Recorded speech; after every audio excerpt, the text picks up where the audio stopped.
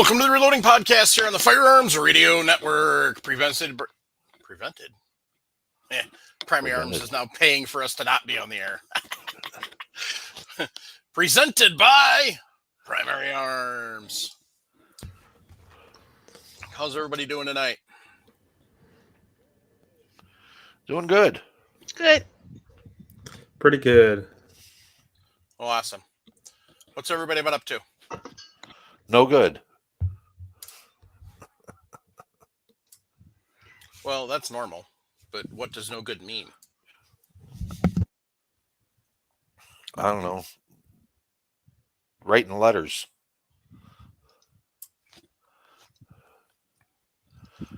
Ooh, to your Congress critters? Yeah. Yeah, and senators, yes. That is a good thing. So, I sent a couple out. I got to write some more. Explaining to them I'm going to work hard in their primaries so they don't get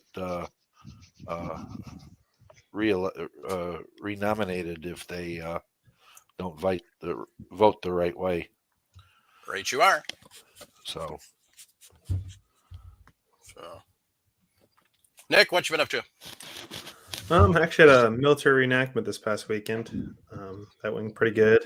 And then got a video uploaded on the channel. Loading for 38 Smith & Wesson for my British Webley video that'll be coming out here eventually. Other than that, not too much. Awesome.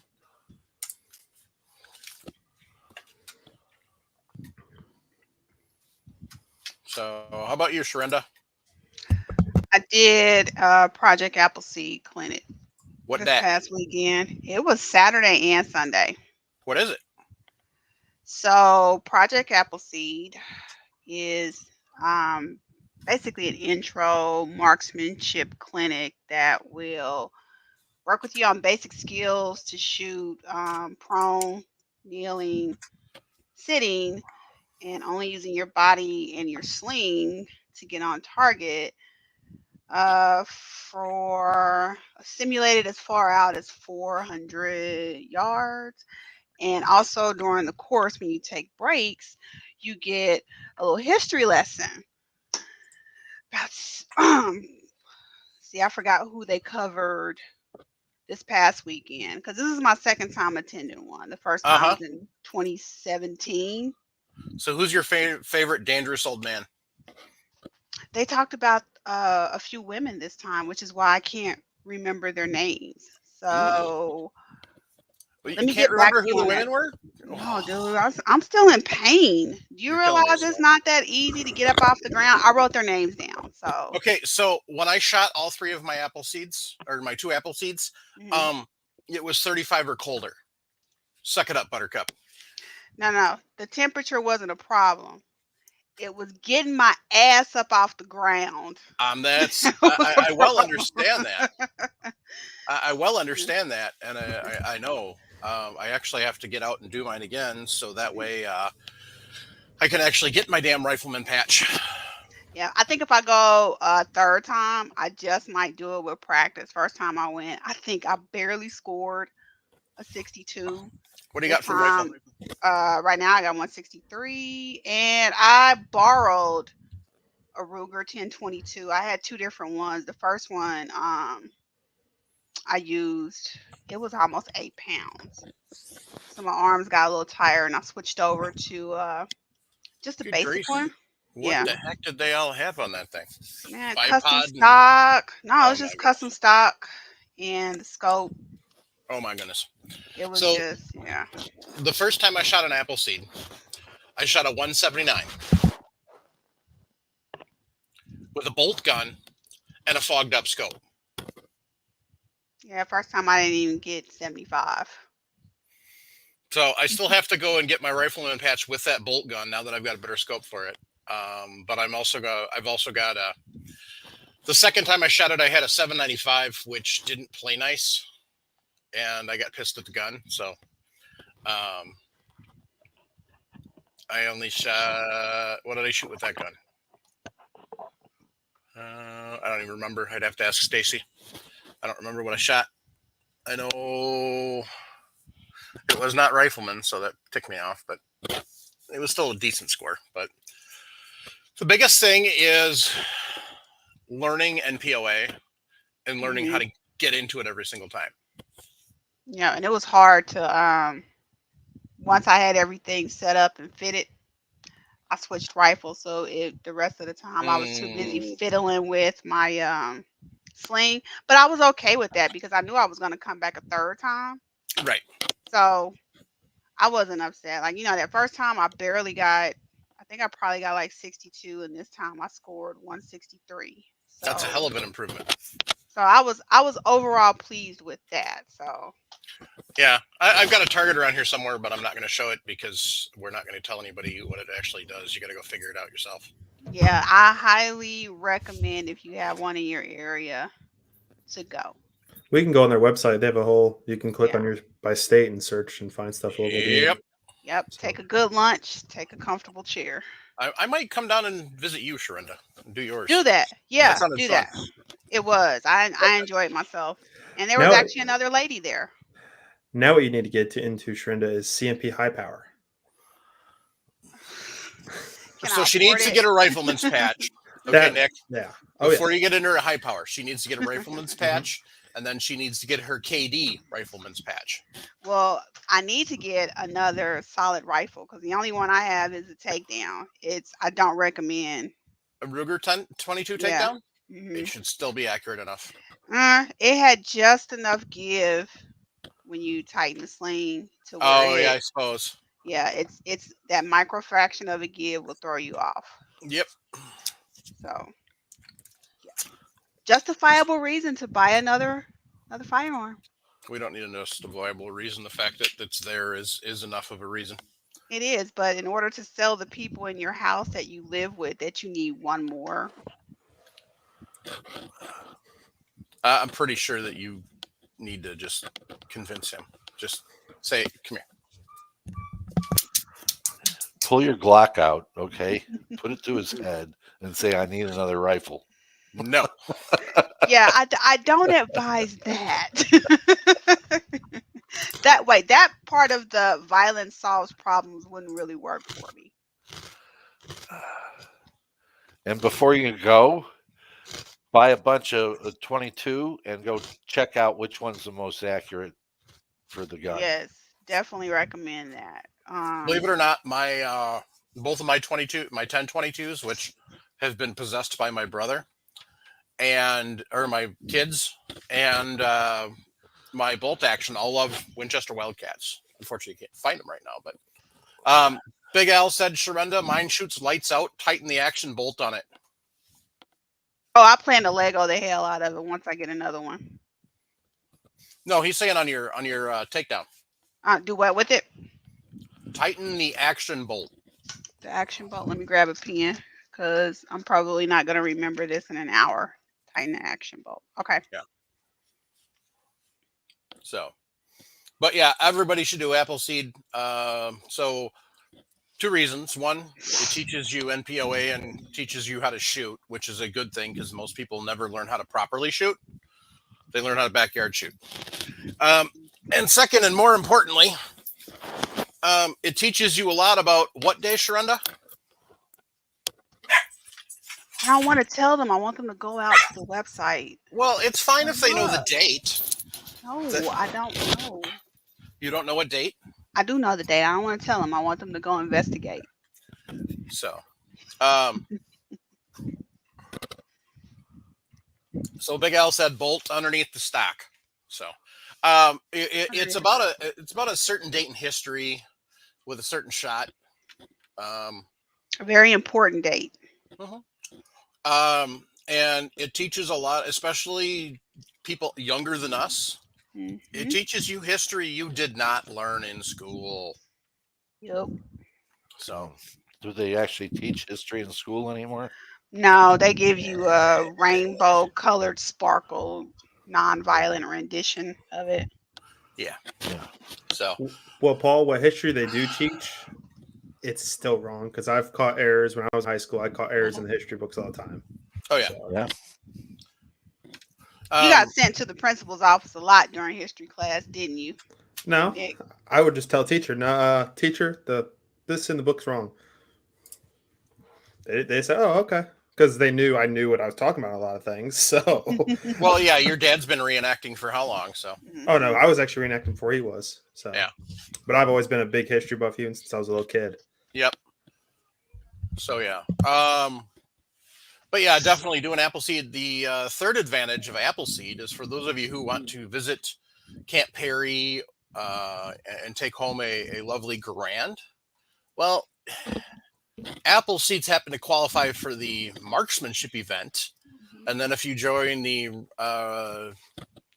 Revolutionary War Veterans Association, which is the supporting group for Appleseed. Thanks, Paul. That is a organization that meets the qualifications for being able to purchase said Garand or other said firearms through CMP. Right. So you knock two stones in one shot. Somebody's mic is making lots and lots of noise. I don't think it's Paul's anymore. Sharenda, where is your mic sitting? Okay. It's not even touching my cheek. See if you move it down a bit, because I think it's catching your breath. What about now? Still a little bit. Try down a little more. Oh, you know what? I'm sorry. I have a fan on. It may be catching Oh, yeah. the wind blowing on the fan. I'll hit mute. All right.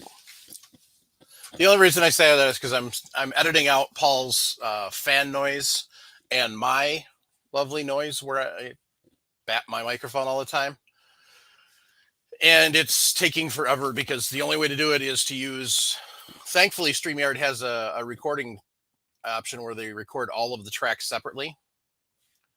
And so then I can actually split it out and get rid of each, but it's rather time consuming. So eventually we will all get to the point where we all and do this well enough that we don't need to do a lot of editing. That's my goal. So we're getting all better. So, but Well, I'm switching from microphone to headphones, so we're trying. that's what I was going to do is send you one.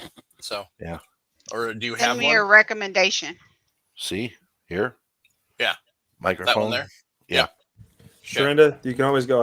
I can find the link Mike sent me a long time ago. These are the ones we used before we got our nice tabletop microphone. I think Yeah, they were send like me $20, Mike, at most. Oh, Yeah, it was something like that, 20, Yeah. 25. Yeah, please do. The other thing, Sharenda, and this is what I got to get for mine yet, is a pop filter. So that's the other thing I want to get, because that'll help cover a lot of that breath noise and stuff. And the freaking cord is slapping it. See, like I just made all that freaking noise because that's the only problem. So anyway, okay, now I'm done doing that stupid stuff. Yeah, I mean, trying to definitely check into that, tightening up that action bolt, and see if that helps. But yeah, I had a cheap Tasco scope on my bolt action that fogged up. My bolt action is the only thing I've shot 100 yards with 22, and it was still less than 2 MOA at 100 yards and that wasn't with fancy 22 ammo. That was with Winchester Wildcats. It was a calm day, but still. Still, that's good. That's good. Good ammo then for it. So. Oh yeah, So, yeah. Winchester Wildcat is priced like the bulk stuff, but it's not packaged like it, and it's not made like it either. So, I'm hoping they start cranking some more out, because if they make more Wildcat ammo, I will actually pay the exorbitant 22 ammo prices to get my hands on some more. See, I had 30,000 rounds of it, then there's these two kids that used to live in this house, and it was Yeah. nothing for them to go through 1,000 in a range day. Yeah. So, and by the way, they're going through 1,000 rounds with single shot crickets. Yeah. So, Well, but- you know, when they graduated to a 1022, and you're sitting there going, I can only stuff so many in a magazine at a time. Yep. You know, with 3 magazines, you're sitting there going, put that Yep. one down, go, no, no. Give them bolt action rifles. Let them load themselves. Yep. Yeah, they started out with those crickets, and they're still in the safe. I don't even know if we cleaned them the last time we shot them, so I'm gonna get around to doing that. But they're real simple, bolt action, pull the cock. I want to say they're aperture sight. But I mean, I shot 5 shots freehand. I think I've told the story before. About the size of a dime at what was it, 50 feet? When the one came up to me and said, "I don't think I can get it to shoot any. I don't think it'll shoot any better. I think it's a rifle." So I mean, they shoot really well. So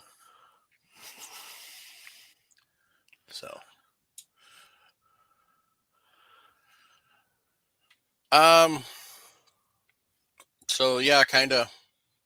There we go. Everybody's covered. Jim, for those of you who are wondering, it is the first Tuesday of the month, so he is at the Sandley Gun Club.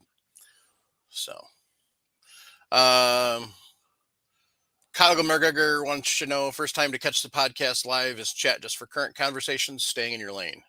As Sharenda just answered in the chat is open to all and whatever questions you have. So, as you notice, any of you watch the show, whether it's live or replays, and you watch the chat, there's a lot of different stuff that goes on. There's a lot of questions that are asked in the chat that we don't cover on the show, and that's one of the benefits of the chat.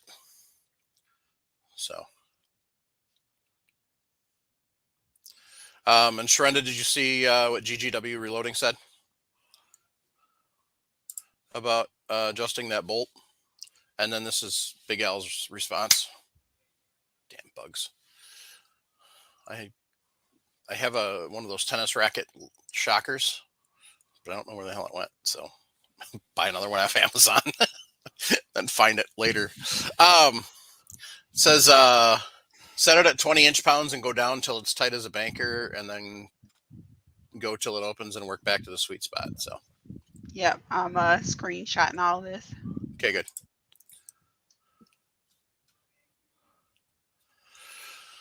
All right, gang. So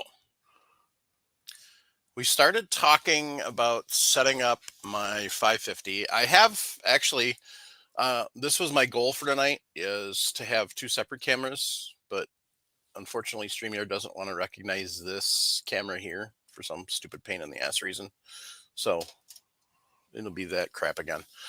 But what we did last week is we talked about setting up my 550, switching it from 9mm to 5.56 223. Insert your whatever you want to call it there. We got the 9 down. We got the primers emptied, which I found a few more in the carpet. For those of you who didn't watch, I didn't get them all in the acro bin that I was trying. So, nice thing about 9 and 5.56 shell plate's the same, basically, but we switched them out anyway. And then the pins are also a number 3. I don't think the shell plate's the exact same. I think it's not. It's not. The shell plate is different. Yeah, I mean, if you hold them up, you'll see differences, but I don't like us. I mean, I like compare them together to you will, but eyeballing you wouldn't necessarily. The 223 shell plate is also 380, and 9mm does 9 and 38 super. So that's good information. So But 'Cause the if I ever get locator- another 380, then I can just load 380 on this without changing out the Yeah. shell plate. So, and the locator buttons are the same, so they're both number 3s. mhm. So yeah, So we got this all set back up the way it should be. The priming assembly. We've got the new tool head up, but we don't have anything in it yet. So tonight, we're going to complete this process. So what do we do next? Do we load up the primers? no, we ain't gonna load anything up right now. We're just first things we're gonna do is we're gonna set up our put our powder station in and get that all hooked up so we have the right funnels and everything else in there. So we got this switched over. We got the correct Okay. funnel in here now. We got the correct charge bar in here. Okay. Mike, can you focus the monitors on you so we can see it better before your hands get too full? Nobody wants to see me. Well, that's true. So There we go. There we- So we got the correct charge bar in. Oh, I put the other one away. So we changed out the powder funnel. The rifle one does not have the expansion on it. So, But it still has a funnel inside of it, so the Yep. powder goes into the case. uh-huh. Okay. So, that's not going to work. All right. Sorry, I was trying to eat dinner before and that didn't happen. So that's why the dogs are all in here because they want my food. Oh, it looks like the little ones gave up. Oh, there's Gracie. There you go, Russ. There's Gracie. Say hi, Gracie. No, she said, give me some sausage. So Yeah. tonight was leftovers night. So I've got a little bit of everything. We'll set that up there for now. All right. Now, where'd the tripod go? There it is.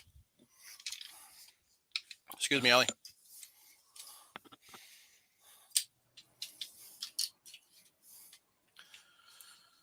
I don't know if the cord will reach that far or not. Let's find out. Probably should have shut the camera off first. Sorry. Good thing Jim's not here to whine about it. So he always complains about looks like we're in earthquake zones. So there.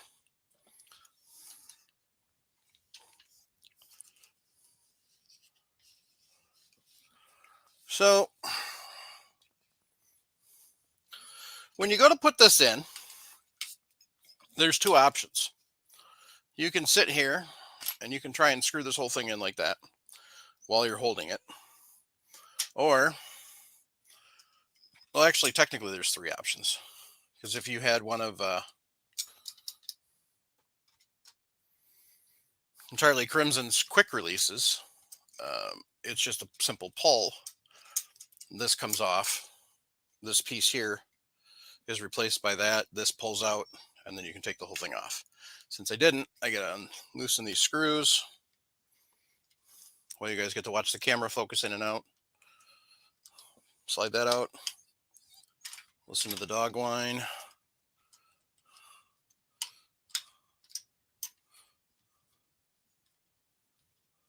And this is why the Entirely Crimson thing is really nice, because it's just a quick pull instead of dinking around like that.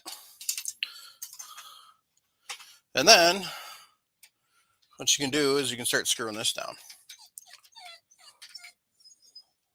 What, Gracie? So how far down do we go with this, Paul?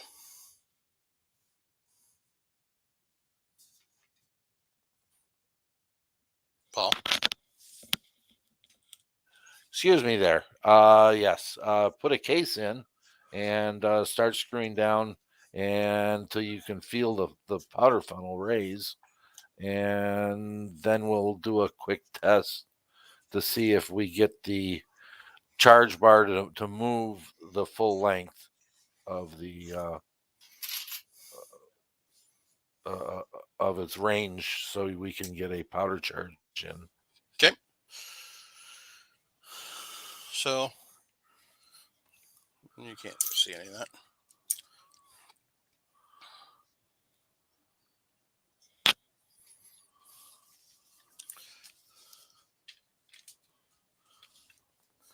So you take it and you slide your case in, like so.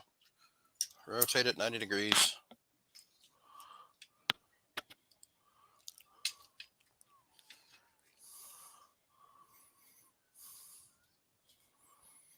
And then Paul said run the ram all the way up. This is why it's handy not to have primers installed. So, and then you just kind of run it down until you feel it kiss. Yep. And as you can see, off a long way, which isn't at all surprising.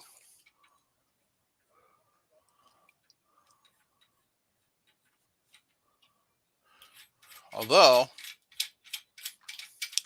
I wasn't paying attention because, see, when you don't have the powder on top, powder dispenser on top, what happens is this floats. And so as you tighten that down, all it does is you just move up in there. Yep. So if you're tightening and tightening and tightening and nothing's happening, figure out what's going on. Because as you can see, the brass is right there. Well, you can't really see because the camera doesn't want to focus. It's there. We can see it.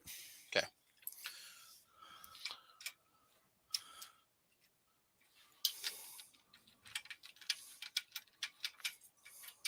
So what I'm going to do is I'm going to screw it down and I'm going to watch for when. And what you may have to do is, if your eyes aren't that good, Put your finger in it. take a pencil, make a mark. Kyle McGregor. You never understand why would use a manual indexing 550 over the 650, 750. Educate you. The initial purchase price is cheaper, but the in the long run, a 650, 750 is cheaper to own. If you're reloading more than two or three calibers. 550 does have some advantages, as it will reload. There are more cartridges that the 550 is set up for than the 650, 750. So 550 has that advantage. Another important advantage, if you're learning, this is, if you're going to buy a press, you don't buy a 650 or 750 and start learning how to reload on it. It doesn't turn out as well. Nice thing with the 550, it's basically a glorified turret press. So I can do one action at a time. I can literally decap and prime at one time. And then I can charge the case at one time. Sorry, decap, resize, and prime at one station. Do that all in one time. And then I can charge each case. And then I can go through and I can crimp, or I can seat the bullet and then I can crimp. And I can do this all in one time, treating it like a single stage turret press. Yeah. In other words, he's only going to add one case in, do the sizing and priming, flip it to the next one. Don't put another case in. Get the powder and expanding, flip it to the next one. Seat the bullet, flip it to the next, crimp it to, and start over again. Or I can literally do what I just did, which is get it resized and primed, pull the pin. I can pull the pin, and then as soon as I rotate it over, I can pull the brass out, put it in my loading block. Mm-hmm. And then I can keep doing that. And then when I go to charge the case, the pin's out, I just slide it in, charge the case, pull it back out, put it back in my loading block. And then go on and so forth. So. Or you could do like I do and have a funnel up on top and actually weigh the charges and then add it that way. So it's more versatile than a 650 or 750. Right. Not a 1050 because 1050 have more stations, but 1050 is also a full, is a lot more difficult to try and do single stage stuff with. So, but the 550 just gives you that flexibility to be able to do a single stage without having a single stage. Right. So my next step is I want to hook that up, because if this isn't hooked up to this little doohickey there, nothing moves. So what I want to do is I want to actually move that up a bit,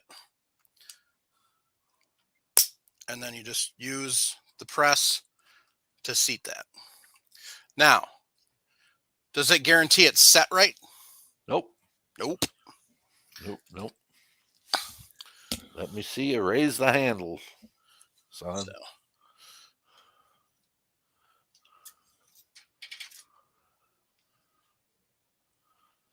So I moved up the handle. One thing I did see is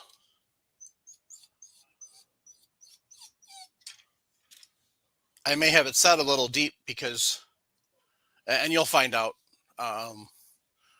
it may be set too deep so it doesn't actuate the powder like it should, but I don't know. It's been so long since I've set this up. I don't even remember, because it was just, like I said, it's been so long. Should that move at all? You should be locked onto that collar. Yeah, that's what I thought. Collar. Yeah, that collar's got to be locked on. Yep. So it's not set right because it's moving. So then you got to figure out why it's not set right. And easiest way to do that is disconnect that rod. So, which sometimes likes to come back out by itself, and sometimes it does not.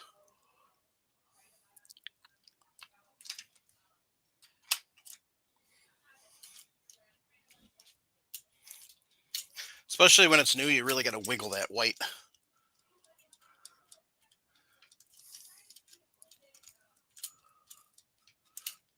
I thought they put a slip in that to slide it out. Maybe not.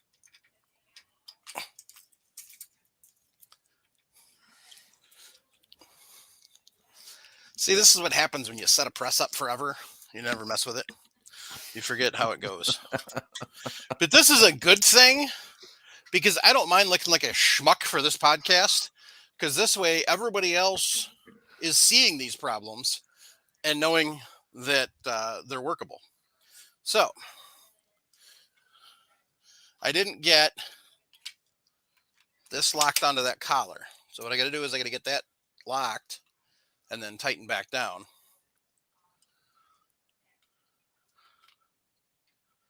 Because I just set it there. And the nice thing is these, you don't have to get tight. So now it's slightly moving, but it's not moving as much as it should be. Is it all the way down? The handle all the way down? Yep. Okay, you still have to go down on the... Yep, so that means it's not set right. Nope. Now, instead of doing that, Pull Yep. the 2 pins out. Okay. Pull the 2 pins out. No, not those. No, move the tool head part. Oh, the tool head. Yep. Pull those out. Slide that out partially. Okay. Now you can spin that around a little bit and set it down. There you go.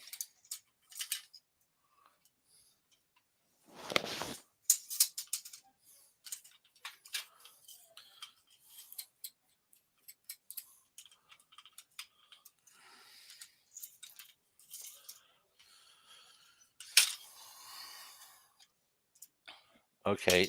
Next, I want you to take that rod out that you have in there and put it on the other side. Come in from the other side on it. Okay. That's your fail-safe rod, and it's supposed to come in from That side. yeah. Okay.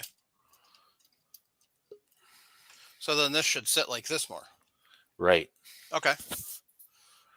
So now, oh my So- God. Yeah, we're still not anywhere near where we need to be. Hey God, how you doing? I'm here. Oh, I see the fistful of Mike's. Never mind. Hi, Jim. Hi, Mikey. How you doing, bud? I'm working on this right here, Jim. Yeah, I know what it is. It's 2 settings. Is what what you're actually working on. One is Yeah. one is to set the powder drop. Well, actually 3: the powder measure, the powder drop, and Not quite. Almost. yep, that's part of the setting. And that damn black rod, I hated that thing when they put it on, but now you can't live without it. Yeah. I didn't know the difference, so.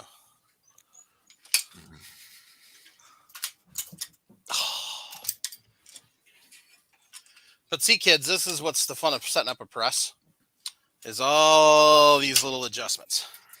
Yep. I never thought they were a big deal and still don't. No, they aren't, except for when you're videoing it. Agreed. How you doing, Mr. Nelson? I'm Just- hanging in there. Just a smidge more.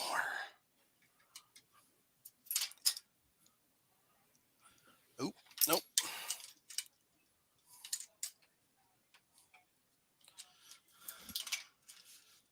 Okay, All right. so now I got full travel.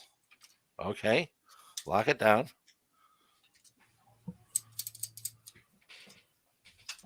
Put the pins back Put the pins back. before that becomes a problem. Now then,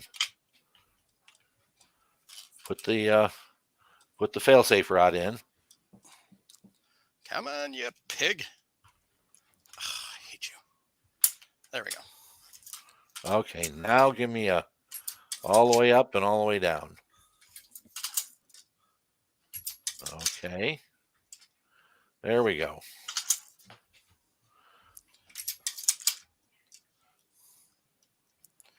All right. So we're cooking with gas there. Yep. Now then, the next thing I would be looking at is to get the powder charge right. So Okay. that's me. Okay. Well, that's why we're doing it the way we're doing it, is so everybody learns. And that's me too, because it's so much easier when there's nothing else to dink around with. Right. There's nothing in my way. I have no other dies there. I have nothing to worry about. All I want to do is get my powder charge in there and get my powder settled into the It does come with instructions, by the way, in case you wonder. But we don't need those things. We have Paul and Jim. So this the goofiness is on the outside, not on the inside. mhm. So now, what powder do we want to use? What? I suggest the ball powder, and the ball powders that I like to use are TAC, AA 2230, H335, BLC 2, somewhere in that line, and try to stay away from Stick powders. stick powders. Well, what fun are you? Unless you want to sit down and take off all that stuff you just did, we'll put a funnel up there and we can weigh each charge. You're no fun. I know. Question. Yes. What's wrong with BLC2? It's a great ball powder. I mentioned that. I know you did. I didn't say there was any fun. I didn't say there was anything wrong with it. I said, agree what with fun is that. he when he wants us to use ball powder instead of extruded? Right now, we would need to get this thing set up before the end of the show. All right, hang on just a second. You guys chat amongst yourselves. I got to move the crate so I can actually get at the powders. Uh-oh. Mr. Rowden, how you doing tonight, sir? I'm good, Jim. Good to hear. Good to hear. I see the old man's not with us tonight. No, he's out of town. He's on the road. Yep. Okay. And that lady out there, I hear a feminine voice somewhere. Somebody named Ms. Bartz. Sharonda, you out there? Yeah, I'm here. I'm putting together my workbench while Mike's putting You together. mean you're hiding your face from us again?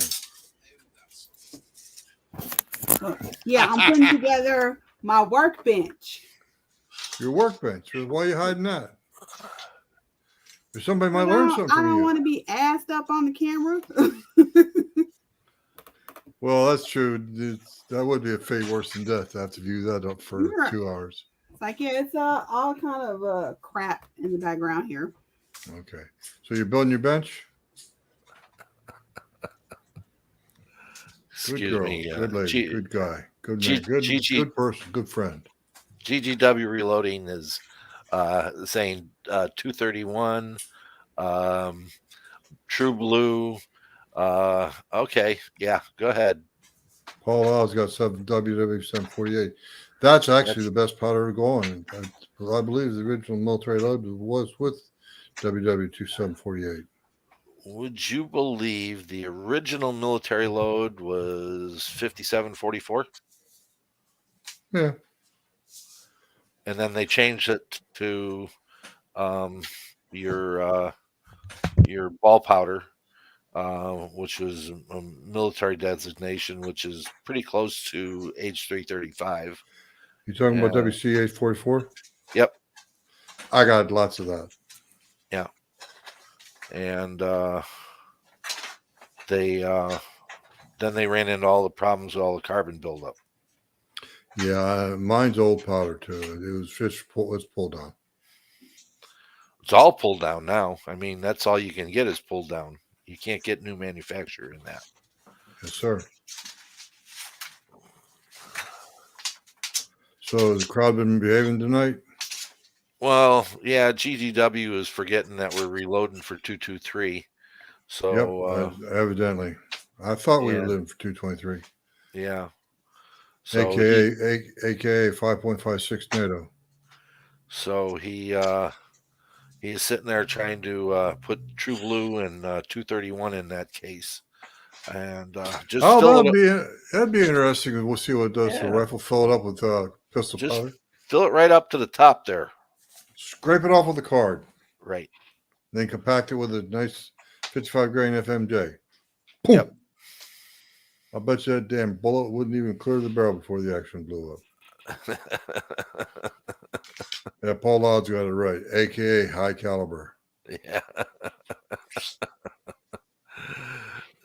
You're excused this time, GGW. That's not a problem.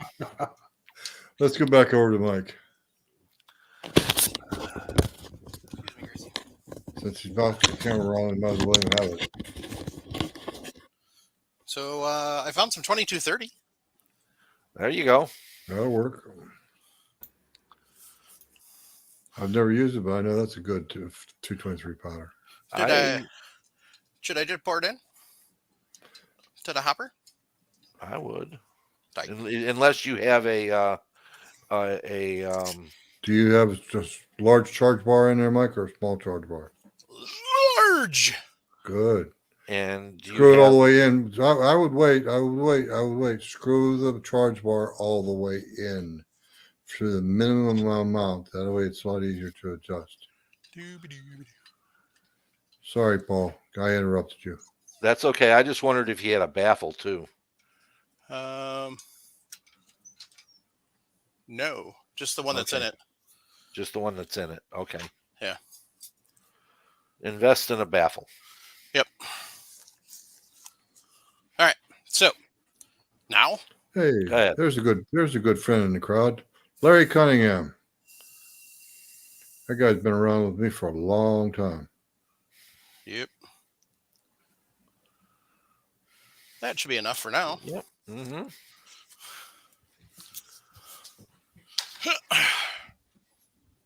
Okay. So now what? So you're going to look up in a book on what we're going to charge this sucker with. Right? Excuse me, Allie.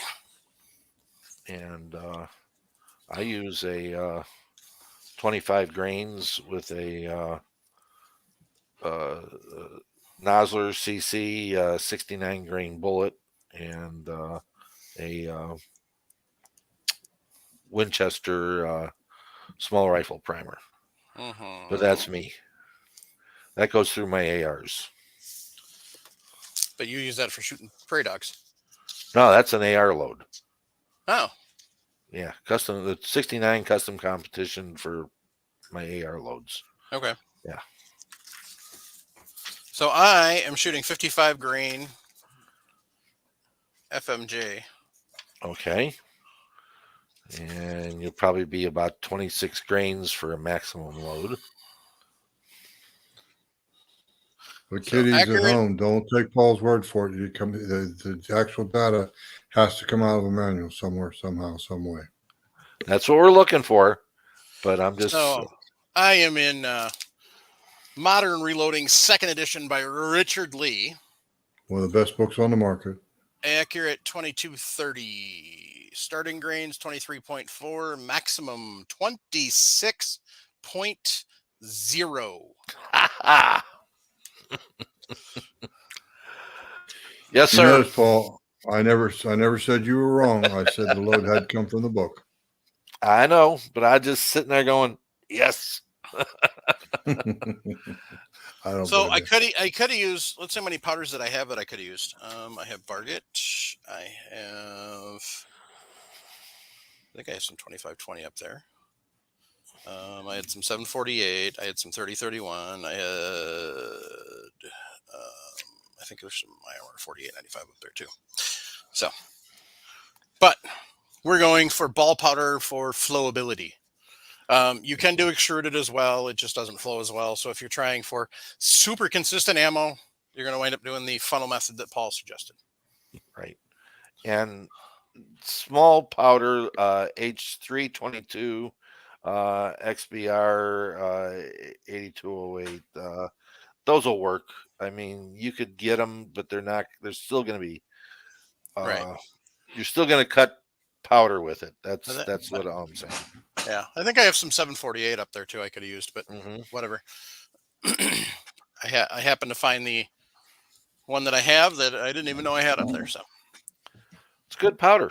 yeah, Accurate Arms used to be up in Wisconsin there, and they before they were bought out by Western and all that kind of stuff, no Hodgdon. and now Hodgdon. But they used to supply a buddy of mine with powder, and I used to get a few pounds from them every now and then. 100 pounds of 4831. Wow, that's a lot of powder. That's a lot of 4831. Yeah, it went. Few barrels went with it too. It had to be at least a few barrels. Yeah, it did. Quite a few barrels went. Yeah.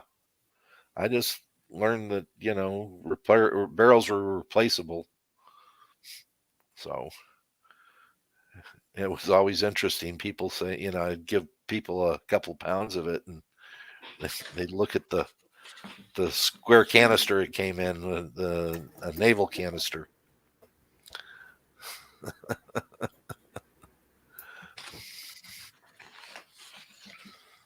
Welcome back, Sharonda. Try again. Okay, the dog's wandered off again, barking. So, all right. So, I got my bullets. Okay. So I know what my charge is I'm looking at. Okay. So now, So, as my dogs continue to run in and out of here like morons, because they don't know what's Okay. more important, begging or barking at what's outside. So sorry about that, folks. But not a problem. all right. So Okay, we're gonna. Do we have it's just a fired case and that's in there right now, right? With no, a primer. it does not have a primer. Does not have a primer. Oh, Nope. Okay. It does not have a primer. Okay. You got a primer Do pocket you have plug in a case? that case? I might have another one around here somewhere that does have. I would suggest a fired case. That way you don't have dribbling all over the bench. What if I like dribbling? Well, I think you better get We that understand. condition treated. We understand that. Dribbling at the chin, eh, Paul? Yeah. Jim, you've been doing that for years. Dope. Remember that little emoji I sent a few hours ago, Mike? Consider Yeah. another one flying your way. I'm number one. Well, what fun is that? Those are all primed or all deprimed. Oh, Tom? okay. Well, Damn it! we somewhere around here, I gotta have a 223 that's been shot. Well, put a primer in one of those.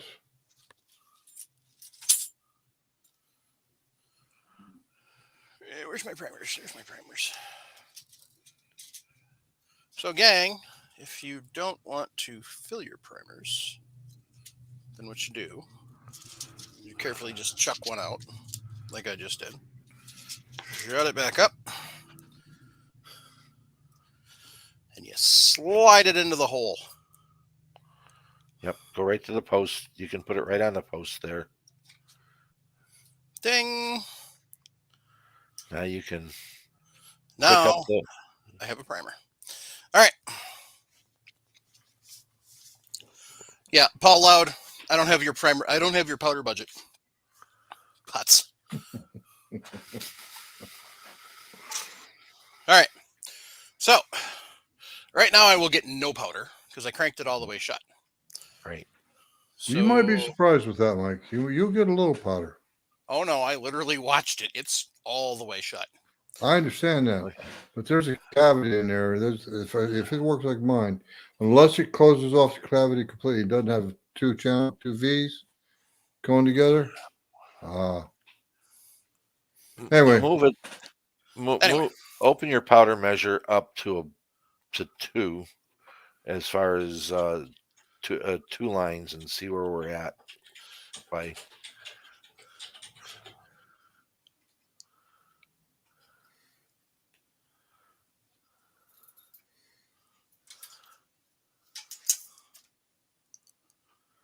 I see motion. okay. I We're wonder gonna if I set- opened it all the way. I bet you I did. You really Yep, I don't did. want to do that. Yeah, I had it open the wrong way. Oh, I'm sorry. Now you got powder spill, don't you? Maybe. Yeah, he does. I know. I know. Since that 75 grains of powder is what that handles. Oh my God. It's only a little much. See? Yeah. You don't have a spill? Yeah, I do. Yeah. You didn't see it? Now I see it. The granules were there on your that aluminum tray. Yeah. God. Oh, the blue languages don't come out when that happens. So I can just throw a bullet in that, right? We're good to go. Sure can. It's ready to roll. You can if you want to dive with it. Just remember, you can do everything in reloading once. Lod got you right back. Oh, Lod, you smart ass shit, sack of soup beans. Yes, it has a 3D head on it, but it's not labeled. Yeah. That's See? what your black Sharpie's for. See? No label. Put some black Sharpie marks on it, plus minus, and point in the right direction. Okay. First off, do you have a can of canned air? No. Okay. No, I don't. So Do you have a shop vac that you can reverse? I Well, already if he's got a shop vac, then we're in real good shape because you can just vacuum it up. I just blew it all out of the way. Okay. Yeah. That's not the way it's supposed to happen, folks. Plan B. No. Folks, if you're reloading progressively and you need to keep a couple of cans of canned air or have a small air compressor in your reloading room. I concur. You know, a couple other things is that you go to the local hardware emporium and pick up some 1-inch brushes. That they are very nice to clean things off with as you're going through, because sometimes you'll just I have a have little bit fancy of puff. brush I could have used.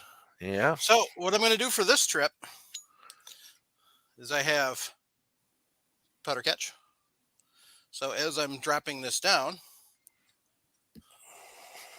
I'm going to very carefully Yeah. slide that over so I make sure. Won't work. No, remember after I Well, dropped it last time, it fell. Okay. So it would have caught any that fell. Okay. That was the Hey, whole point. okay, he's trying to catch less cycles. Okay. Did you catch anything at all, Mike? Yep. Okay.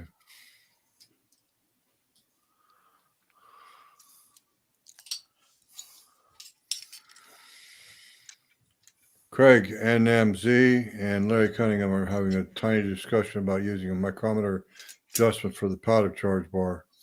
And that's exactly correct, Craig. Is because Larry's bought an aftermarket device where Mike's turned the blue hand wheel. They are available where you can do micrometer adjustment, where you can actually go back and set your powder measure exactly the same way, time after time after time. Yep. Microtech is the one that makes the powder measure with the dial indicator on it. So you see, that's why we pay you the big bucks, Mr. Nelson, because you know these things. I know how to reload, but I tell you what, I didn't know about that. The name of the company. Yeah. So that through 13.2 grains. Number 2, 13.2. So we have to go approximately 1.5 more turns to get us close.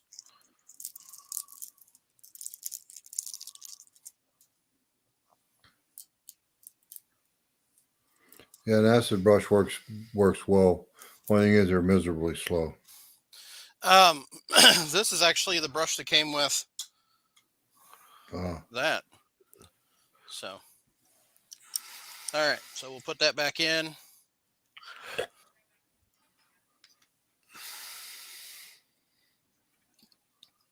That's all the way. So, run her up. And while I get it up, clean the rest of the powder out of here so it doesn't become a problem later. This is where the canned air helps. But the only drawback is with canned air, it then goes that direction, which means it'll wind up all over all that stuff. So before you use canned air, remember where it's going to wind up.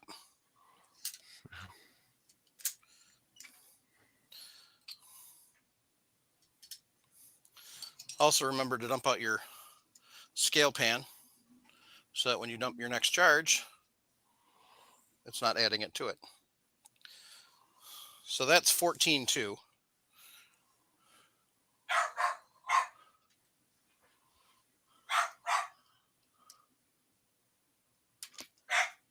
Gracie?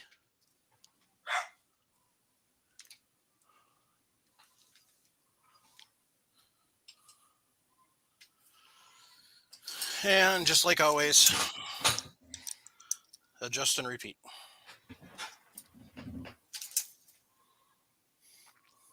And then when you got it out like this, what you can do is you can actually turn and see which way it moves. And then you can put your arrows if you have a Sharpie handy. I do not.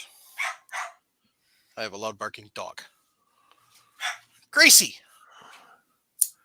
And what they were referring to before is if you use a caliper at that opening, you can read and write down what the opening is supposed to be to get you close. I never thought of that. I have a similar knob that Mike does. Yeah. That I just bought, but I never thought about calipering the opening. Yes. Decreasing the caliper's measurement would increase the volume in the slide bar, charge bar. So what I did, it's really basic and crude because I can't find a Sharpie, but I got a pencil on there, put arrows, and then I just put a plus on this side and a minus on this side. It's good enough. I can see it. It's not showing up on the camera very well, though. But it works. That's right. So I can run that back down. See where we're at. So we're at 17.0. So we're making progress, kids. So how many turns did you give it to open up last time? I think a turn and a half. A full turn and a half.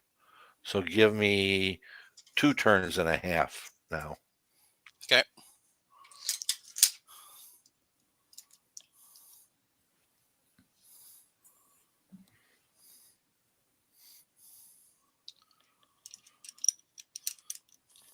So that was a full turn. I already started.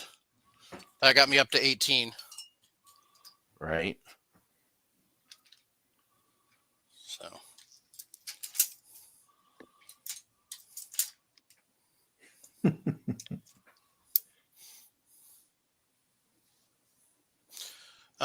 For you, Paul, it's a perfect idea. Paul said, so opening it to max charge and starting there is not recommended. For Paul Loud, it is. So I'm at 20.4 right now. Anybody remember where we're going to? We're going to 26 at max, but if you don't want to go max, we can stop any time now. Yeah, we're not going at max. So I just gave it another full turn. And a smidge. And we'll see where we're at. 24.2. Sounds good. That's good. What have you been running this ammo through, Mike? They are. Okay, so we have a basic charge set right now. Yep. Basic. All right. Next thing we want to do is we need to set our sizing die up. Wow, I ran 2 charges. They were both 24.2. See? Don't worry about it right now. I just minor adjustments later. Yep. But that's good. All right, so make sure I take my case that's already been primed and set that off to the side so I don't pop a perfectly good primer out. That's right. So we're gonna take your sizing die. Put my What lid back sizing? What sizing die you gonna use? Hornady. Hornady. Okay.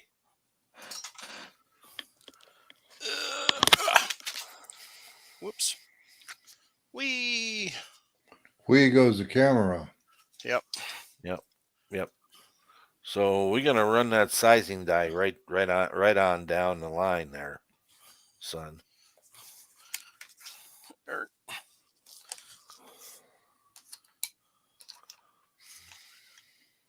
Now, one of the things you want to check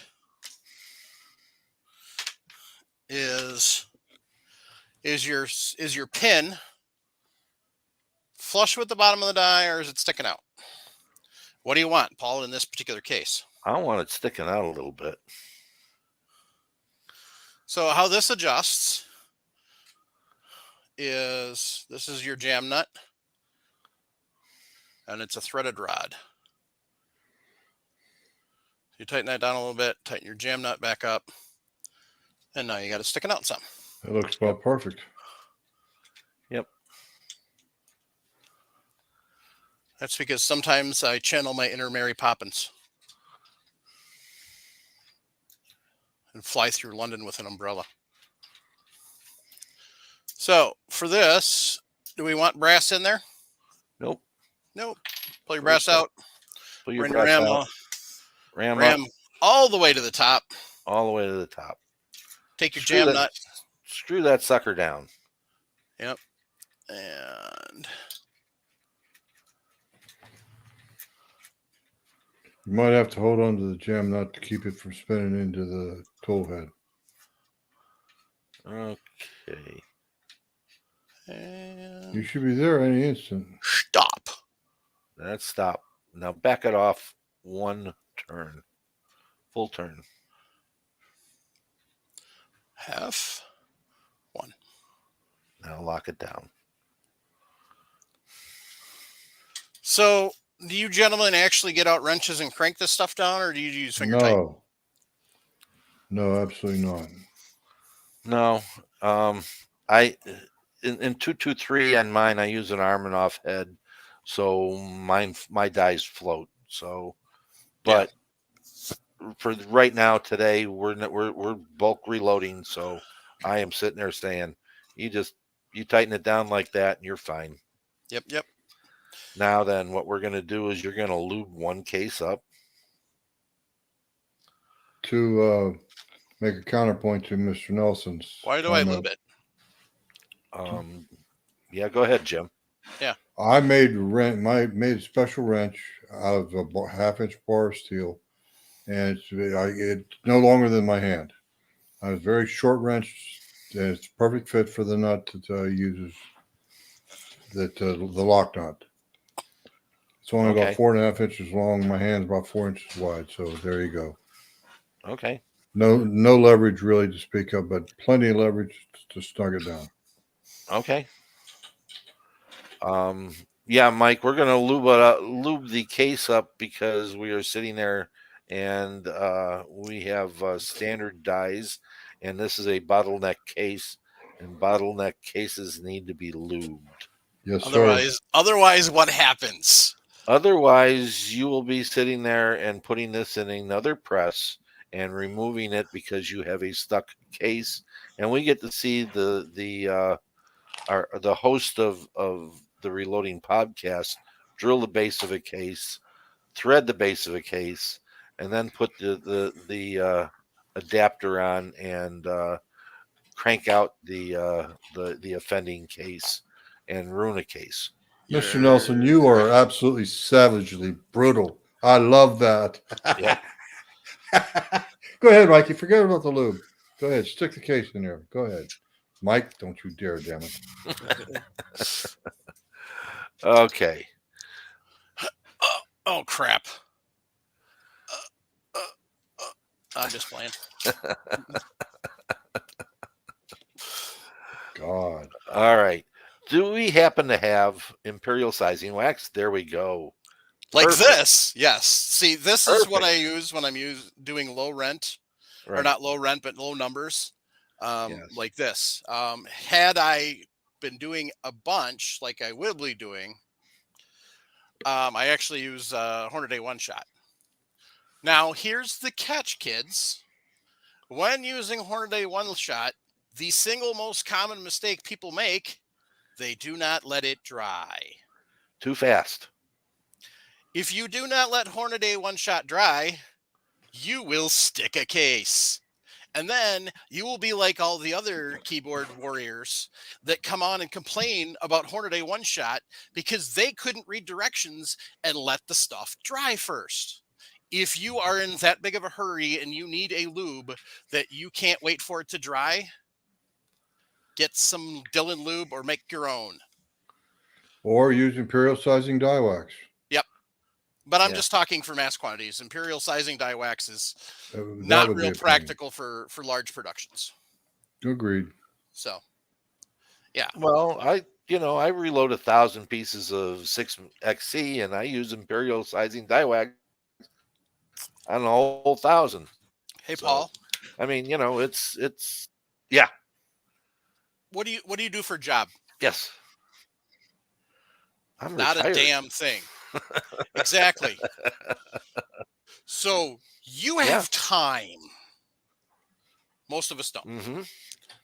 But I have plenty if you of get time, into, I mean, if you get into a rhythm, you can honestly do about 50 cases in like 2 or 3 minutes. Right. Yeah. Because all you're going to do is you get it built up on your finger, and you literally. I Pick don't the have case lube up on with right that now, hand. but Yeah, you can you pick pick the it up case with this that hand, Right. and then you just literally just spin it, Yep. and you're done. If even if you put it on your left hand, if you're right-handed, put it on your left hand and pick the case up with it. Yep. And twist and pull your thumb over it and Yep. put it in. Reach over, put your thumb into the case lube, do it again. That's Yep. all. So Yeah, or you anyhow. can lube up all 3 fingers, and then it's even quicker. Yeah. So. Mhm. I mean, honestly, using Imperial Sizing Wax, I just like giving Paul crap because he's retired and I'm not, and I'm freaking jealous. But Imperial Sizing Wax honestly does not take a lot of time to use. So No, it doesn't. It doesn't. and It's not, and you do not use a lot. I mean, this container here, you're probably talking 20 or 30,000 cases at least. yeah. Really? And that's being a low ball. Well,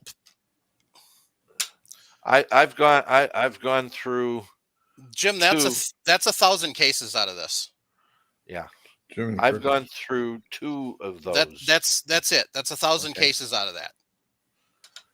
In So my- 20 or 30,000 isn't a big stretch. In my career shooting reloading, I've only gone through 2 of those, okay? And I'm working on the second one still. So you go a long way. Yep. Okay. So you got the case lubed? Case is lubed. I already rammed Okay. it. You rammed it through? Rammed it through again just for fun. Okay. Can you take Now, the case? Can you take the case out for us now? Yep. Okay. so what you do is you take your finger and you move this carefully aside, and then you remove the case. You don't just yank on it, because what Okay. happens is you will unspring this and you will be buying a new one. Yes. Do you happen to have a case gauge? I don't think so. I don't think I have one for 223. Okay. I was just wondering there. Yeah, I'd like you to measure the case first.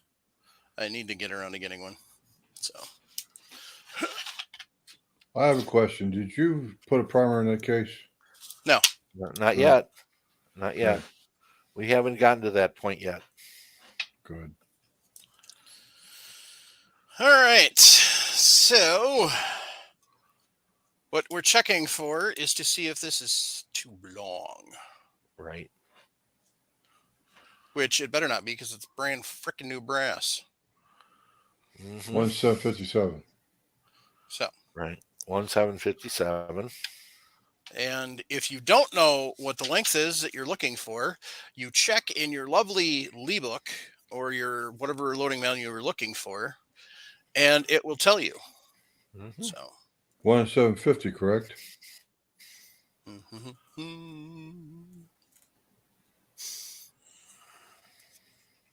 I'm just going off memory, and I shouldn't do that. 1760.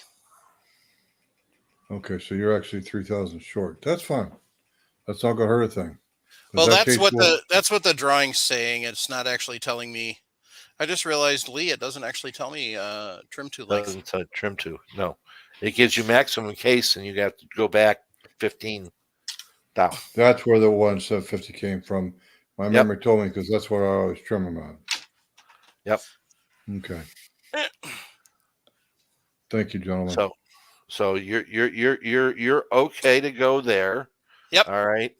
And so we're going to go to the next station.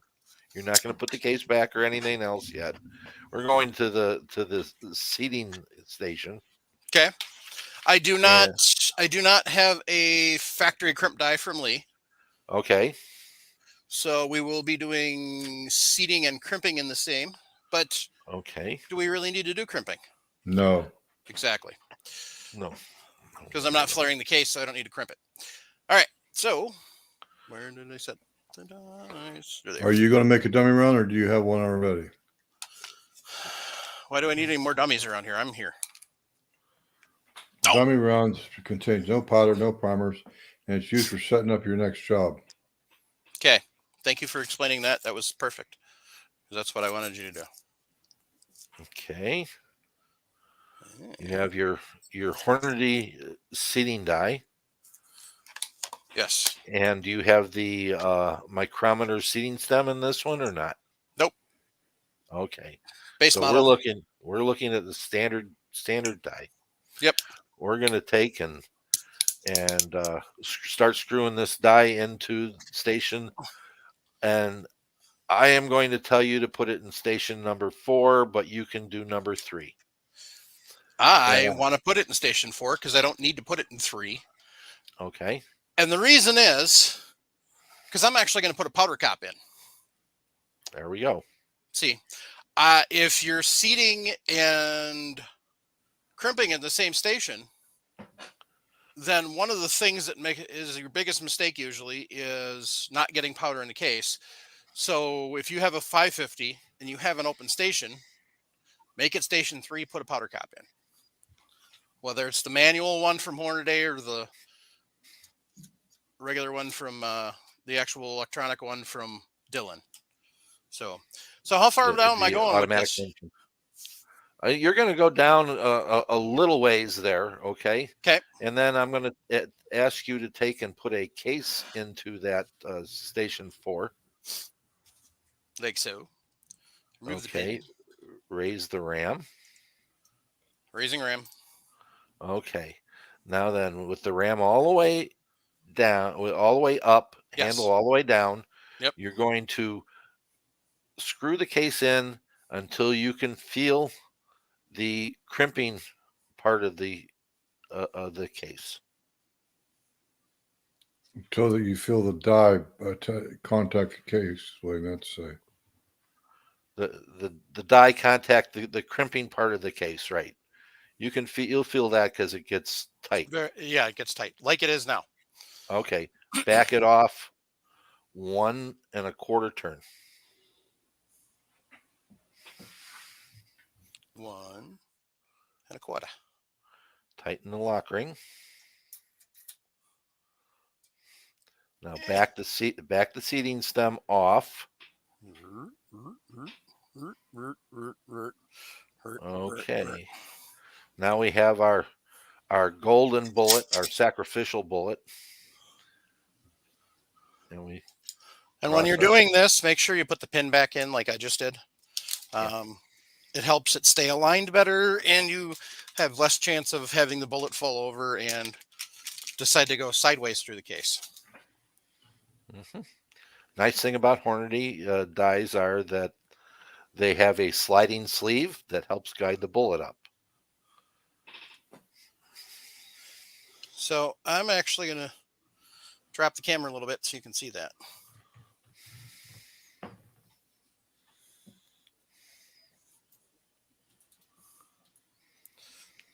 Yeah, see how long the cartridge looks, folks? Those of you on YouTube, even those of you in the podcast, Mike's got to kick cartridges at least 150 thousandths too long.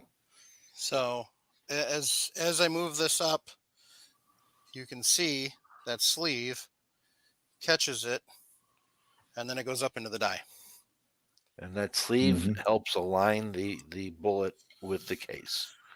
Which and makes a the big sleeve difference thing. when you're going in a hurry. Yep. Okay. Okay.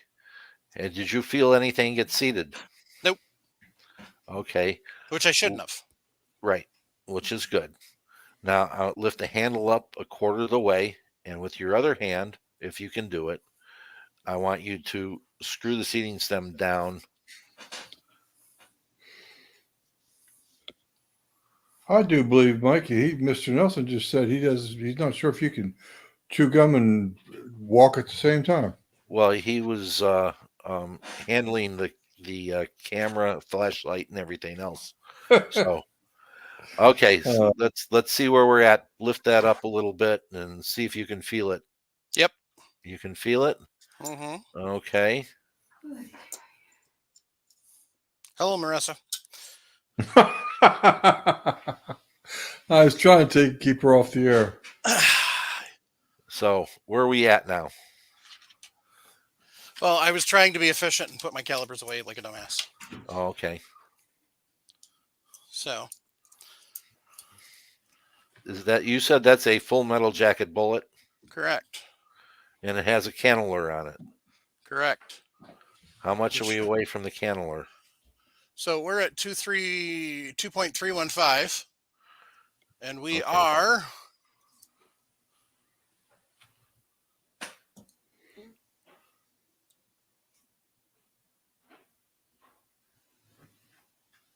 Craig, in November, Mike Zulu has got a recommendation. 116 away from the canneler.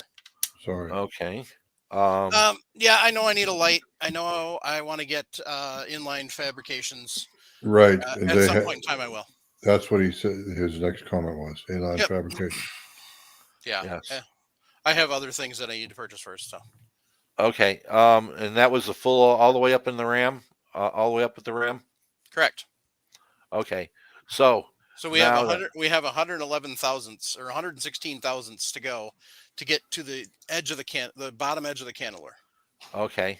What I want you to do is to take your base of your caliper.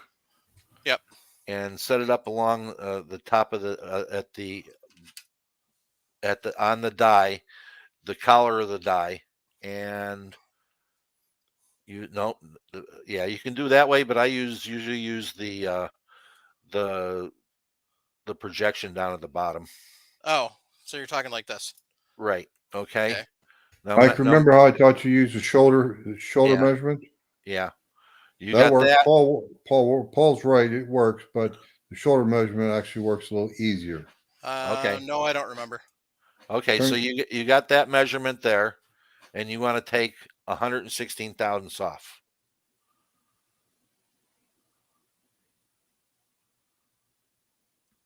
Now, see what I did is I zeroed it out so I don't have to math.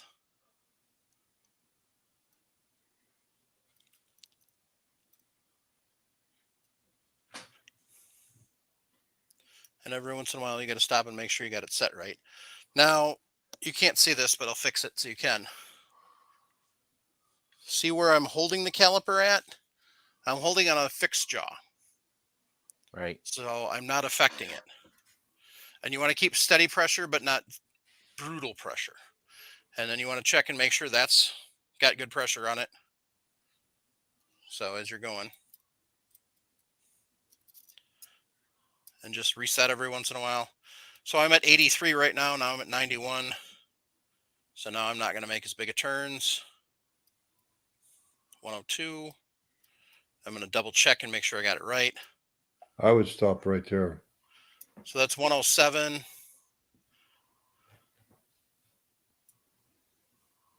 I'm going to go a smidge more. Reset it. It's at 113. So theoretically, when I raise this ram back up,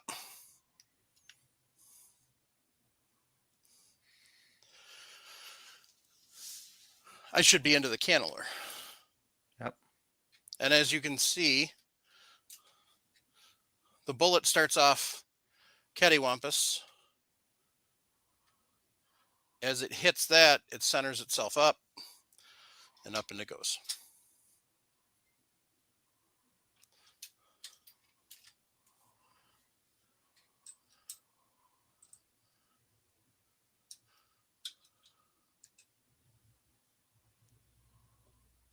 And that's actually a little deep because now the cantilever's gone. So. Won't hurt a thing. Nope. But what I'm going to do is this is a dummy round. So what I'm going to do is I'm actually going to adjust that just a smidge. Mm-hmm. About 5 thousandths, I'd say. I would say probably about 5 Well, degrees of turn. Not much. Thereabouts. Not Yeah. much. Being a full turn being 360 degrees. So Then lock it down. lock that down, and that's your lock ring for that. There's a little rubber washer in there.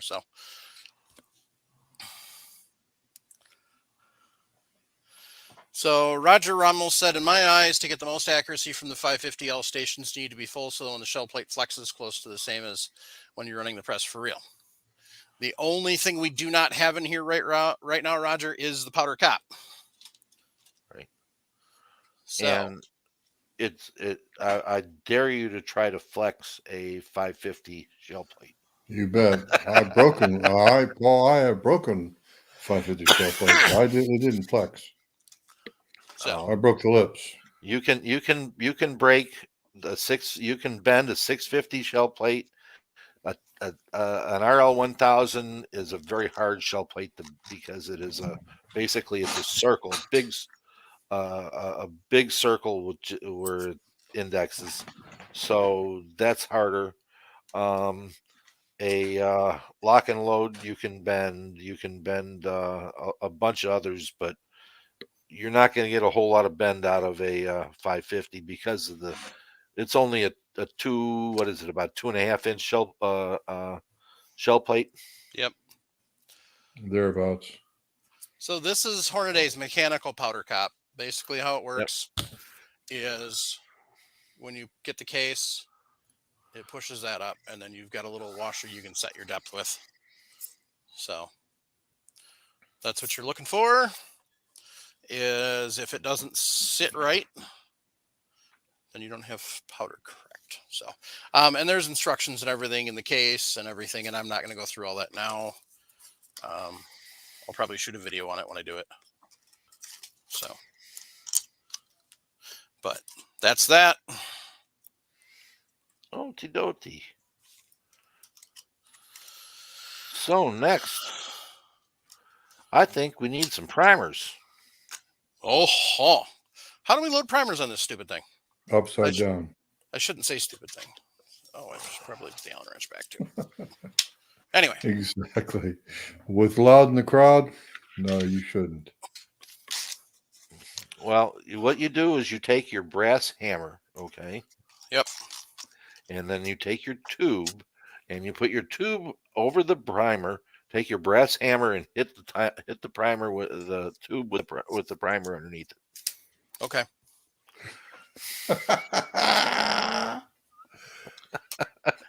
And if you believe that, Lod, you damn smart ass. He took the bait. He took the damn bait. I can't believe that. Yeah. Like that's happening, Paul. All right. So what I've got here is a tripod that won't turn any further because it's locked. So what I got here, he has an RCBS primer flipper. RCBS primer tray 2. Yep. And a Dillon small primer filler tube with The cotter pin. installed. Please don't forget the cotter pin. Yeah, because if you don't have this, when you go like this, they all go like that. And Yeah. you go. All right. So now I need to. Do I need to flip these? What side should be up? You're going to get Should they be the anvil side is going to be up here okay? when you get done shaking those around.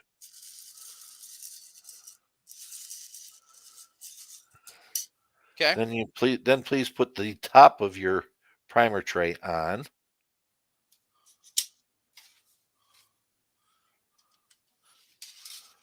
Now we're going to flip that over, turn it upside down. Now I want you to inspect your primers to see if you have any anvils that are up. Of course. Well, if you have a primer that is that, turn it so the anvil is down now. Yep. And then take your yellow end of your primer filler tube and select a primer and push down lightly on it. And then to the next.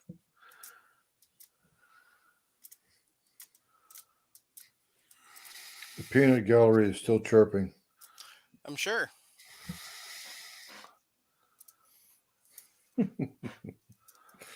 That's because they're jealous because I have primers. Yeah. I was looking at the bullets that Paul Loud was casting the other day, and I wondered why the mold had flat point, hollow point in 4 different selections. I mean, isn't one hollow point good enough? Right. He even had a pentapoint. Yeah, I mean, it's I don't know. So I flipped it over Okay. like I'm supposed to with the cotter pin Okay. installed, keep them from falling out. Now the only Yes. problem I have is I have one that's here. So what do I That's gotta do? right. You take your finger Don't push it with your finger. Take the priming rod out of the following rod out of your Primer magazine. primer magazine and push down on it slightly.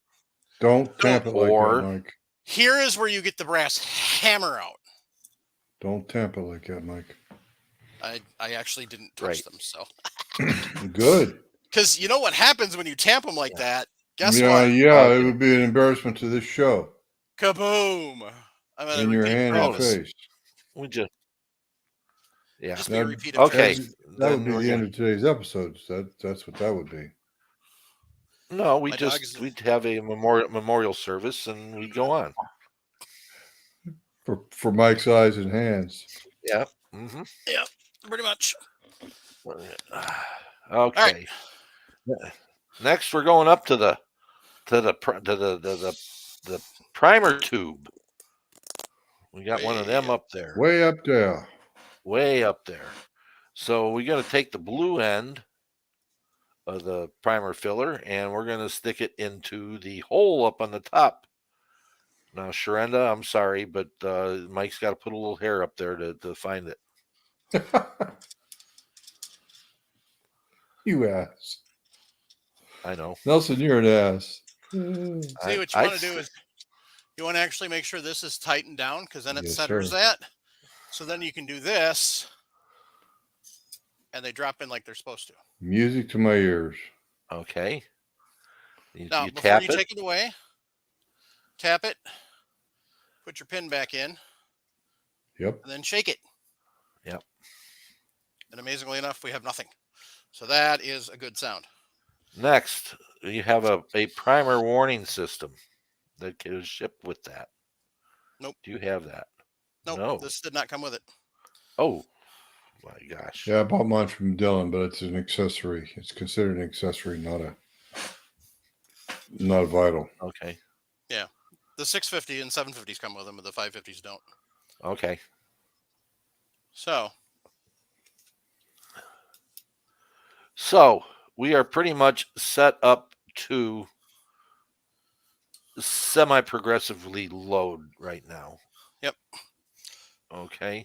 Now we haven't double checked our powder as we go through the line, and we haven't lubed all our cases up yet, and so this is we have the basic setup right now. So next step would be lubing up your cases and doing a run. Right. So And double checking your powder charge. Your first powder charge, check it. Then every 5th case that you fill, check the powder charge. easiest way to do that is if you have a mechanical scale, just set it for what it's supposed to be and Go. Mm-hmm. It's a lot quicker. Because then you can just take and pour it, and make sure you have a funnel handy, because you're just going to literally pour the powder right back into the case, put it back in where it was, rotate, and carry on. Now, this one's set up with a powder cop, and we haven't set the powder cop because that we need to go through that as a Later. separate item. Yeah. Yeah, we'll set the powder cop next week. Right. But we're basically now we've got the press, And then ready we'll to actually, go. yeah, so for next week, I'll have a bunch of them in a loading block, all set up, ready to go, lubed and stuff. And I will get the powder cop. We'll set the powder cop up, and then we'll go to town. So Sounds good. Yep, agreed. Sounds good. now here's a question for you. Say I want to switch powders, but I still want to have everything else the same. Okay. If you want to switch powders, then we're going to take off that powder measure. Yep. And we're going to either dump the powder or put a new powder measure on top, and then reset the. Say I'm only doing a couple powder drop. cases. If you're only doing a couple of cases, take the powder measure off, set it up to the side, weigh out a couple of the measure that you want, and leaving the collet that's in there inside of the powder drop tube. Yep. I'll be right back. Yeah. You can use that. I agree. I totally agree. You Because can, it's not worth for 2 cases or even 5. It's just not worth going through the hassle of readjusting the powder measure.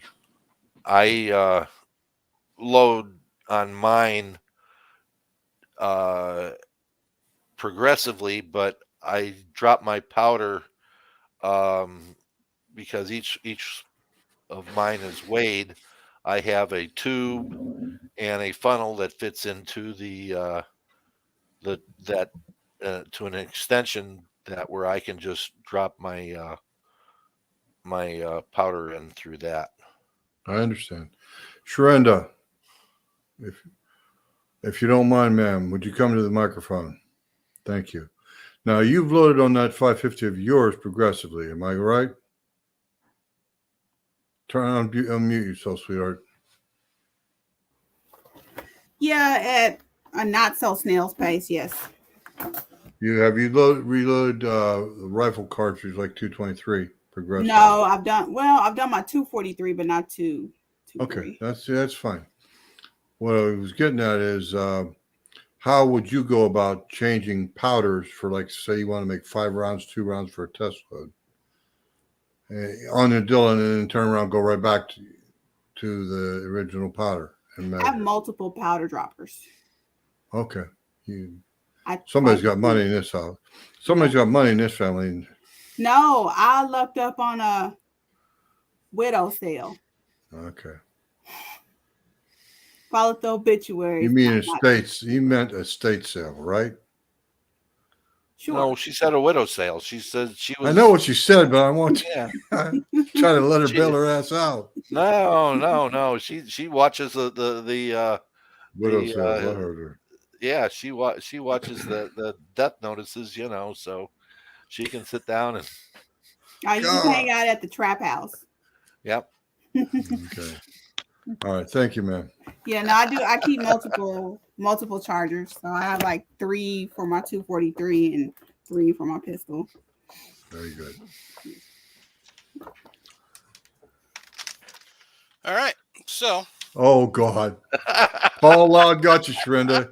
He got you. She goes so good. Come see. You have to come see. Say it again.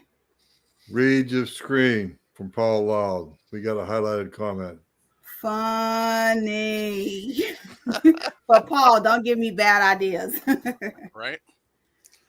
Now, in case anybody was wondering what the hell I'm doing, I'm putting together my workbench so I can actually reload in my office and not in my hot, cold garage. It is a game changer to have temperature control in your reloading room. Oh my gosh. Yeah, it is. So that's what I'm fiddling around with right now. It's almost done. Almost. Thank you, dear. Anyway, good breaking point, Mike. Thank you. You bet. So, anybody got any shout outs? Nope. All right. So, I gotta mute myself for a second here so I can make some noise.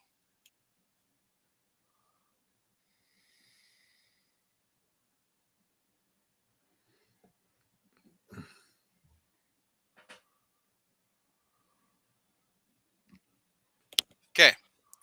So, I want to talk about Patriot Patch Company at patriotpatch.co. And this is your new patch of the month. As I was describing to you, here's your bottle rockets. Here's your Roman candles. Here, so you got your big rocket underneath. I don't know exactly what they consider that. I got a webcam that's about to get smacked. So, Roman candles, bottle rockets, Saturn Boon battery, and it's an RC truck. So, just in time for 4th of July. I kind of want to make my RC truck into this.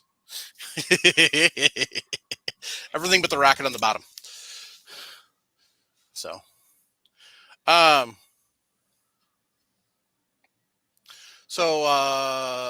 to Work says he uses a second tool head and a 450 powder die with a Dillon funnel.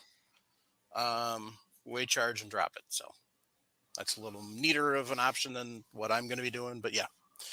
So, all right. So that's patriotpatch.co. Swing over, check them out, see what they got going on. So one of the things that we don't really talk about with primary arms, we talk about all the gun stuff and the optics and everything else.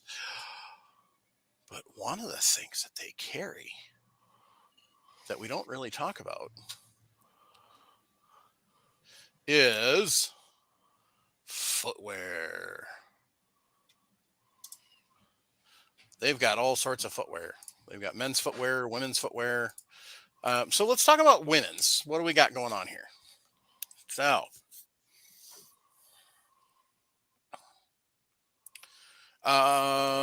we've got Under Armour. We've got Original SWAT. We've got 511, Altama, Belleville Spear Point. So, just some different, everything from running shoes to tactical boots.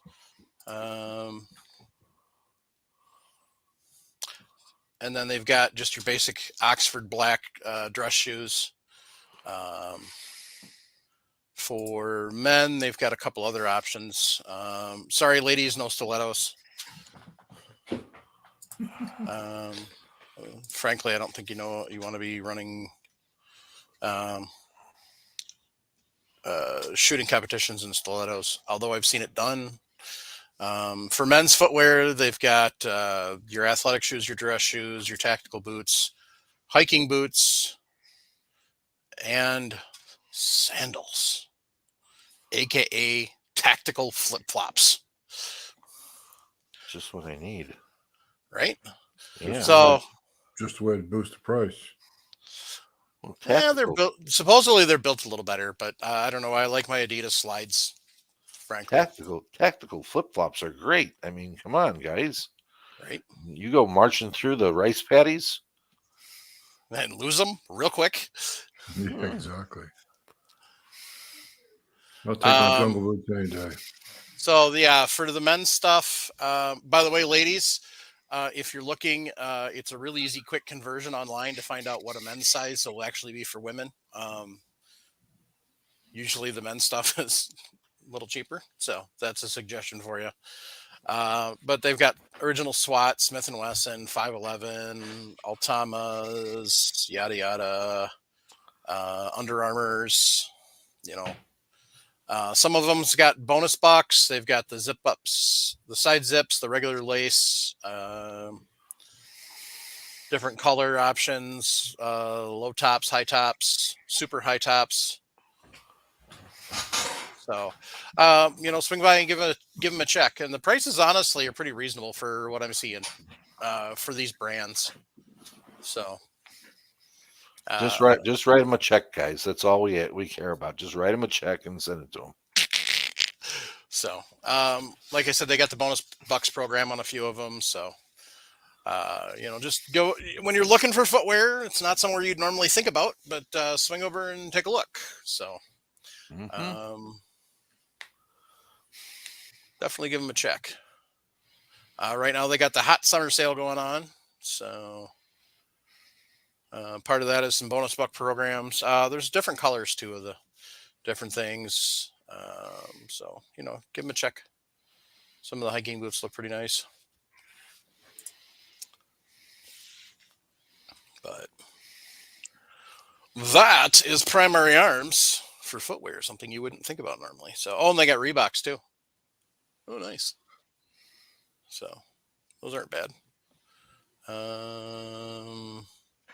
They actually have a Reebok with a composite toe too. Those of you who are looking for safety shoes. So, anyway. So, once again, that's Primary Arms. If you're going to buy one of the Primary Arms optics, use the code FRN, you get a free mount. So thanks everybody who tuned in live. Thanks for the likes and thumbs up. Thanks for all the help in the chat. Sharenda, thanks for modeling whatever you were modeling. I don't know what you were doing, but looked funny. So. Come on, guys, hit that like button for us. I'm just laughing about Paul Loud's comments that I didn't read. He definitely made up for Sharp not being here. Yeah. So I kind of feel bad for Sharp because his shop had a window that was not properly installed that he didn't notice. And they got 4 inches of rain in about 3.5 hours. Ooh. Oh, my God. Uh-huh. Yeah. So needless to say, he's going 24 inches up from the floor all the way around the room, all the way around the shop. And going to have to replace all that drywall. Insulation he thinks is going to dry out because he got it out the next morning, so it should be okay. But yeah. So. Poor guy. Yeah, so I honestly feel bad for him in that because at least his lathe wasn't in yet. Right? Yeah. That's what I'm saying. So but all that work, oof, no, thank you. Yeah, not fun. So, all right, gang. Okay. That wraps it up for tonight. If you got questions, send us an email, reloadingpodcast@gmail.com. Send us a text or leave us a voicemail, 608-467-0308. If you have a question you need a little more quick answer for, or you don't want necessarily covered on the show, swing over to various social medias. We are on Facebook, MeWe, Instagram, and Discord. If you want to link to the Discord, get a hold of one of us on social media and we'll get you the link. You can message any of us on Facebook. You can message any of us on any of the various platforms. Hi, Duke. Neighbor's dog's over playing. He's a big old German Shepherd.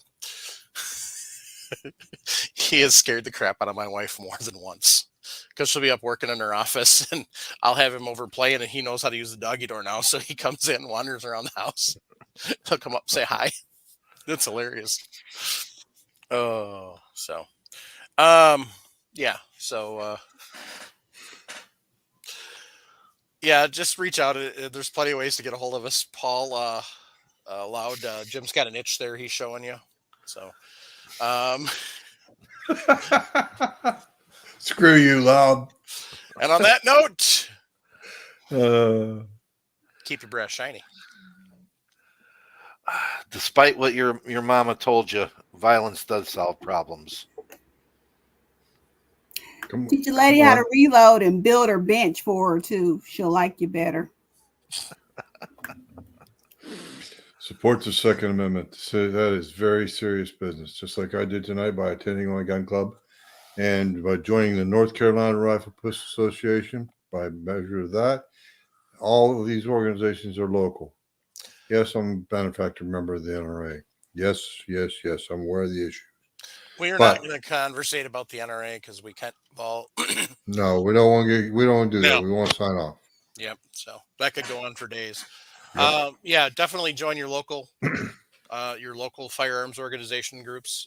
Those are the ones that are really fighting for you at your state levels. And Grassroots. if certain states had better clubs long ago and better membership, we probably wouldn't have a lot of stupid gun laws we do right now. So, more importantly, if you're struggling, you're not sure, and not just struggling to speak, but struggling in life, reach out 1-800-273-8255. They're there to help. They're there to guide, get you into where you need to be. It is not weakness to reach out and ask for help for mental health. It is strength. We want you here. We need you here. So reach out. And thank you. Good night.